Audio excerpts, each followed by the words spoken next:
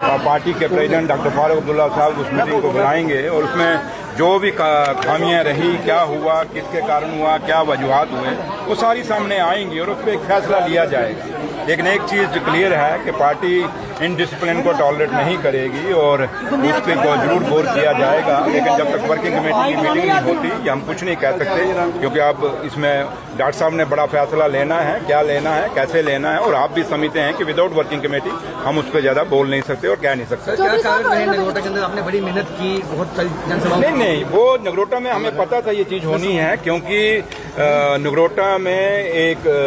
देवेंद्र सिंह राणा साहब की अपनी एक सेंटिमेंट्स जुड़े हुए थे और उनकी बेटी इलेक्शन लड़ रही थी। हाँ, कोई दूसरा कैंडिडेट होता नगरोटा में बीजेपी का तो हालात कुछ और हो सकते थे, लेकिन जब कैंडिडेट देवेंद्र सिंह राणा साहब की है और क्योंकि हमारे लोगों में इस हिंदुस्तान की हमेशा एक सभ्यता और कल्चर रहा है कि सेंटिमेंट्स के साथ लोग जुड़ते हैं, वो लोगों ने सेंटिमेंट्स के साथ जुड़ के वोट डाले हैं, तो इसलिए ये एक्सपेक्ट नगरोटा में हम इतना कोई एक्सपेक्ट नहीं कर रहे थे। लेकिन फिर भी है कि हम नगरोटा में ये नहीं कि हम नगरोटा का ऐसे ही छोड़ देंगे, नगरोटा के ऊपर भी मंथन होगा, नगरोटा के ऊपर भी बातचीत होगी और जो भी होगा अब जब वर्किंग कमेटी बैठेगी सारी चीजों नगरोटा और बड़गाम दोनों पे डिस्कशन होगी और जो भी नतीजा होगा वो आपके सामने आ जाएगा, जो हमारे ऑफिशियल स्पोक्समैन है वो दे देंगे। रविंदर है ना, पूछ रहे हैं कि आपने कहा था कौन आगा, सुरेंद्र चौधरी को पता चल गया कि आगा कौन है। मदद की अपना कैंडिडेट खड़ा करके नेशनल कांफ्रेंस ने बीजेपी की मदद की। किसने? नहीं, देखिए वो क्या कहते हैं क्या नहीं कहते, आप खुद जानते हैं कि जब इलेक्शन होता है अगर हम पार्टी में कैंडिडेट ना देते तो पार्टी, क्योंकि हमने कांग्रेस को कहा था कि आप अपना इलेक्शन लड़ लीजिए, अगर कांग्रेस नहीं लड़ी फिर हमने कैंडिडेट देना ही देना था, क्योंकि हम उस सीट को अगर ना दे देते कैंडिडेट तब भी आप लोगों ने यही सवाल पूछना था कि जनाब आपने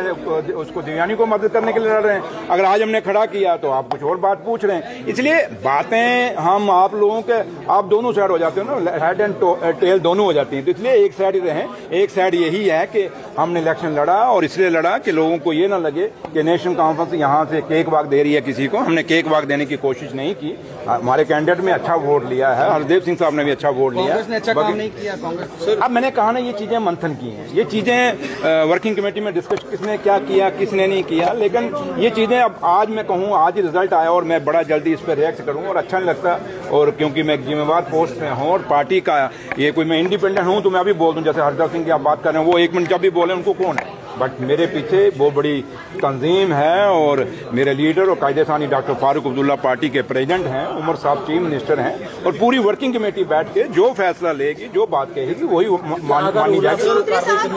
को लेकर आपने सवाल खड़े किए, वक्त में देखा जाएगा कि देखो होता है क्या। रविंदर है ना कह रहे कि वो जो बोल रहे थे कौन आगा आज उनको जवाब नहीं दिया। आप ऐसे सवाल पूछते हो जिन सवालों, देखिए मसला ये है कि आज आप ये देखिए कौन क्या कह रहा है कौन क्या नहीं कह रहा। जम्मू कश्मीर के मसले क्या हैं, मसाइल क्या हैं, जम्मू के लोग चाहते क्या हैं, जम्मू कश्मीर के लोग क्या चाहते हैं,